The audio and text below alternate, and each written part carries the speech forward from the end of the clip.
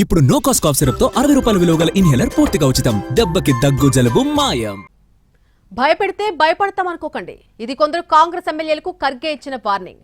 నేను ఎన్నిసార్లు అడిగినా నామినేటెడ్ పదవుల జాబితా ఇవ్వకపోతే నేనేం చేయాలి అని సీఎం అన్నారు. ఉన్నది ఉన్నట్టు మాట్లాడుకోండి, దిద్దుబాటు చేసుకుంటే మంచిదంటూ కేసీ వేణుగోపాల్ అన్నారు. ఇలా కాంగ్రెస్ ఎమ్మెల్యేలు నేతలకు వరుసగా క్లాస్ తీసుకున్నారు అగ్రనేతలు. ఇష్టం వచ్చినట్టు మాట్లాడితే ఊరుకునేది లేదని స్పష్టంగా చెప్పారు.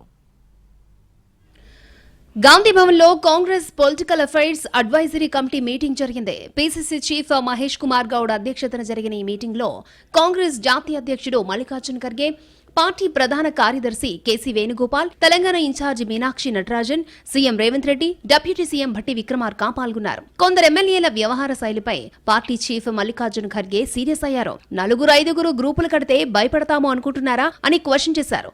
ఇష్టారాజ్యంగా వ్యవహరించే నేతలను రాహుల్ గాంధీ తాను పట్టించుకోమని స్పష్టం చేశారు. కొత్త పాత నేతలను కలుపుకుని పోవాలని సూచించారు. ఇన్ఛార్జి మీనాక్షి నటరాజన్ కోఆర్డినేట్ చేయాలని చెప్పారు. జూబ్లీహిల్స్ ఉప ఎన్నికలో గెలిచి తీరాలని స్పష్టం చేశారు ఖర్గే. అంతర్గత విషయాలపై మీడియాతో మాట్లాడొద్దని సూచించారు. బయట మాట్లాడితే ప్రతిపక్షాలకు ఇష్యూ దొరికినట్టు అవుతుందన్నారు. ఇబ్బందుంటే తమకు ఫిర్యాదు చేయాలని చెప్పారు. జిల్లా పార్టీ అధ్యక్షులు, ఎమ్మెల్యేలు సమన్వయంతో పార్టీ కమిటీలు వేయాలని సూచించారు. సీఎం రేవంత్ రెడ్డి కూడా పార్టీ నేతలు పదవులు రావడం లేదని తనపై అసమ్మతి వెళ్లగక్కకుండా క్లారిటీ ఇచ్చారు.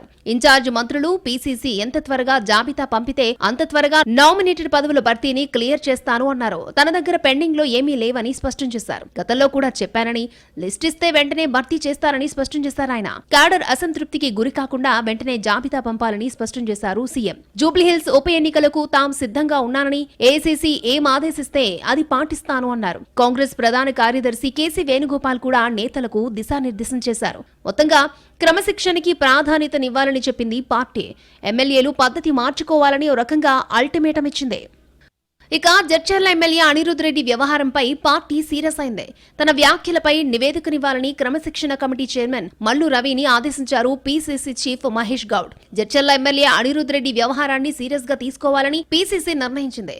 తెలంగాణలో టీడీపీ కోవర్టులున్నారని, ఇరిగేషన్, రోడ్ల కాంట్రాక్టులు ఇవ్వడం మానేస్తే అంతా సెట్ అవుతుందని అనిరుద్ అన్నారు. వాళ్లకు కాంట్రాక్టులు ఆపేస్తే బణకచెర్లపై ఏపీ ప్రభుత్వంతో వాళ్లే మాట్లాడతారంటూ కామెంట్లు చేశారు. ఇలా 2 సార్లు అనిరుద్ రెడ్డి కామెంట్స్ చేయడాన్ని పార్టీ సీరియస్ గా తీసుకుంది. సోమవారం జరిగే క్రమశిక్షణ కమిటీ మీటింగ్ లో అనిరుద్ రెడ్డికి షోకాస్ నోటీసులు ఇచ్చే ఛాన్స్ ఉంది.